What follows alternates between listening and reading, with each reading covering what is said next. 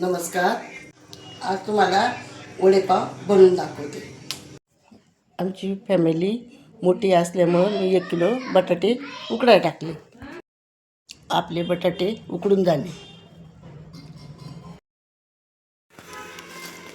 आता बटाटे उकडून घेतले. आता बटाटे सोलून घेते. बटाटे सोलून घेतले. वड्याचं सारण करायला घेतले. तेव्हा मिरची, कोथिंबीर, लसूण, अद्रक, कढीपत्ता तर मिक्सरमध्ये बारीक करून घेऊ. अद्रक, लसूण,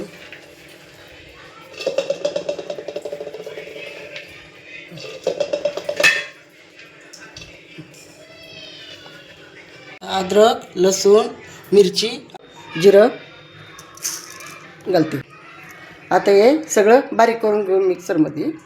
मिक्सरमध्ये बारीक करून घेतलं. हे सगळं कढईमध्ये थोडं तेल टाकून घेऊ.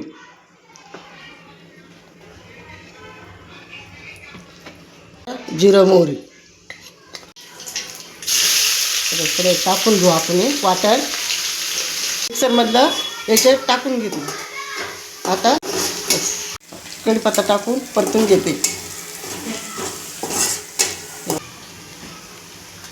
कोथिंबीर टाकायची. आता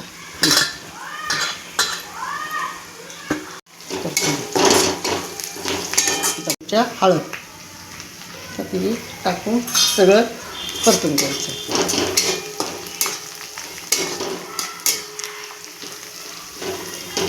थोडंसं मीठ टाकून घेते. हलवून घेते.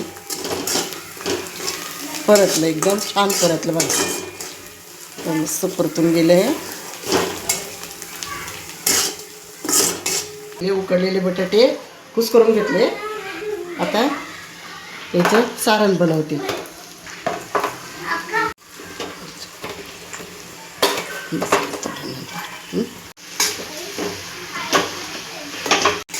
सगळं मिश्रण सगळं एकत्र करून घेते. छानपैकी बघा दिसतं का? छान दिसतं. कलर छान आला बघ. एकदम मस्त. आता मिश्रण तयार झालं आहे. आता पुढची तयारी करायला घेते. एक पातेलं घेतलं आहे. 3 चमचे बेसन पीठ घेतलं आहे. याच्यात अर्धा चमचा हळद टाकते. एक चिमूट खायचा सोडा टाकते. थोडासा वावा चोळून टाकते. नंतर मीठ आता चवीनुसार मीठ घेते. एकत्र करून घेते. आता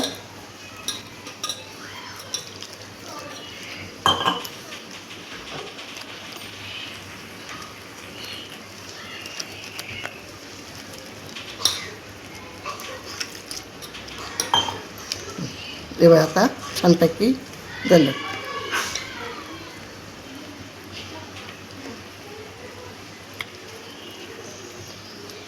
आता तेव्हा एकदम व्यवस्थित मिक्स करून घेते.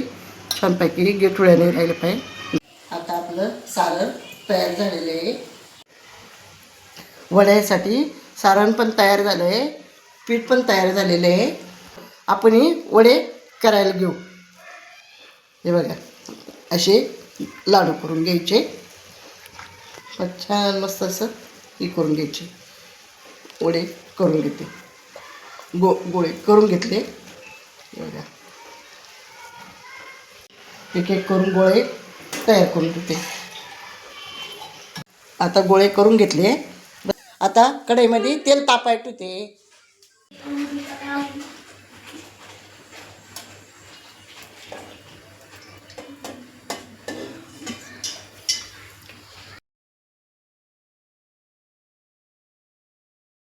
आता या मिरच्या मधोमध कापून घेतल्या. ते तापले.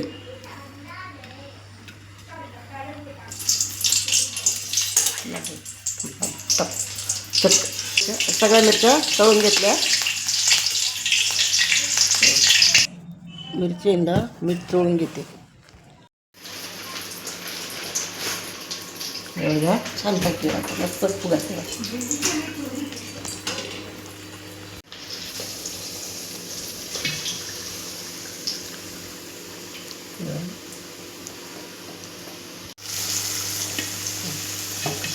एकदम लालसर ओसर तळून घेतले.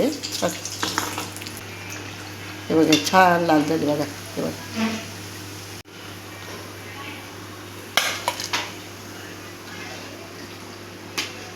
एवढे तळून घेतले.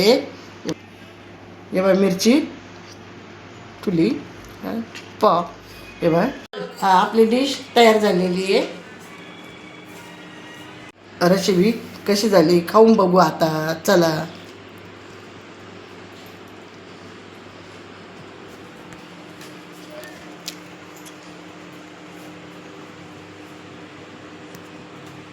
एकदम छान झाली आहे.